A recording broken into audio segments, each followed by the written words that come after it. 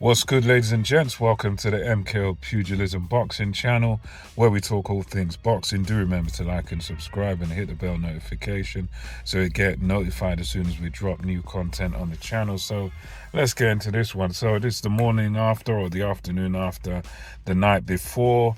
Last night or early hours of the morning, since I'm in the UK, I got to witness an absolute masterclass of the sweet science by Devin "The Dream" Haney. Brilliant display of boxing. I did predict he was going to win and win on points, which is exactly what happened. But I did not predict how one-sided it was going to be. I mean, it was ridiculously one-sided. I mean, on the judges' scorecard, the Regis Prograis didn't even get a single round.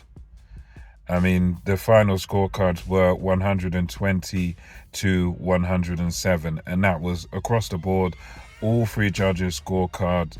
Not one judge gave him a round, and it was one of those fights where, to be honest with you, you can see that. I mean, you couldn't really argue with a complete shutout, and because pretty much that's what it was. The only round where there was any sort of question mark or any sort of doubt, I think, would be the first round, where the first round was a bit cagey. Prograis, was stepping in. He was being careful, moving his head. He got on the inside a few times, but then Haney also had lots of moments himself. So it's one of those where even that round you could give to Devin Haney, and that's why I don't argue with it. And with the knockdown that he scored, because he scored a knockdown, I think it was in round two. Or no, sorry, not round two. I think it was round three where he scored the knockdown. That was just the icing on the cake. And throughout this fight, it was just a constant theme of Devin Haney, in the first couple of rounds holding his ground, boxing very well behind his jab, and just kind of staying at long range. He wasn't running or anything like that, or moving erratically. He was just making little movements so that Regis Prograis would have to work to get on the inside, but Regis Prograis was just unable to get on the inside and do any damage. All the work he was trying to do was just from too far away, and he's trying to throw punches from far out, and a lot of the times he was just pretty inactive. And his problem from the beginning to the end of this fight was that he just couldn't get inside. He just didn't have the foot speed to get inside on Devin Haney. And I put, when I was sort of taking notes on the fights while I was watching it, that he needs to, step to his right as the southpaw, step to his right and sort of give Devin Haney nowhere to go. But he just wasn't able to do that. He didn't step to the right. He didn't cut down the ring. He didn't, he didn't sort of quicken up his feet, and he wasn't able really to get inside. So Devin Haney just had it all his own way. He even had times where he just stood his ground and, banged away with Regis Prograis and, scored the knockdown.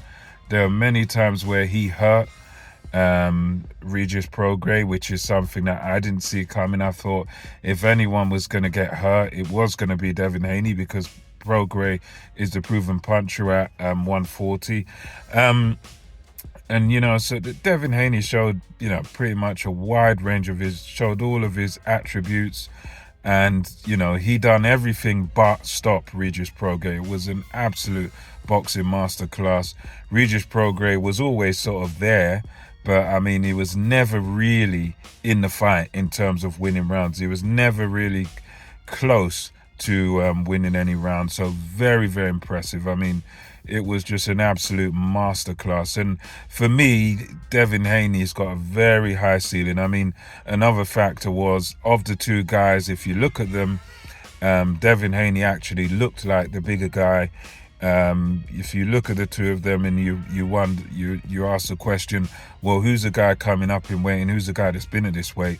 You'd look at them, and because of the size, you'd say Devin Haney's the guy that's at 140 and Regis Prograis is the guy coming up, because that's what it looks like. Haney is a big, it was a big, very big lightweight, and it was a big 140 pounder. And this is why I think even going to 147, that might be where he finds the problems. I mean, moving on from this, there's some fights out there.